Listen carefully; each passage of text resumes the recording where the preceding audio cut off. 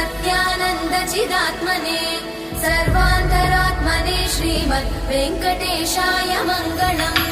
स्वतः सर्वविदे सर्वशक्तये सर्वशेषिने सुलभाय सुशीलाय वेङ्कटेशाय मङ्गलम्।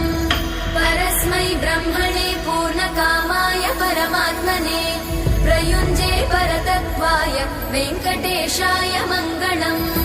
आकालतत्त्वमशान्तमात्मनामनुपश्यताम् अतृप्त्यमृतरूपाय वेङ्कटेशाय मङ्गलम्। प्रायस्वचरणौ पुंसां शरण्यत्वेन पाणिना कृपया दिशते श्रीमद् वेङ्कटेशाय मङ्गलम्। दयामृततरङ्गिण्यास्तरङ्गैरिव शीतलै अपाङ्गैः सिञ्चते विश्वम् वेङ्कटेशाय मङ्गलम्।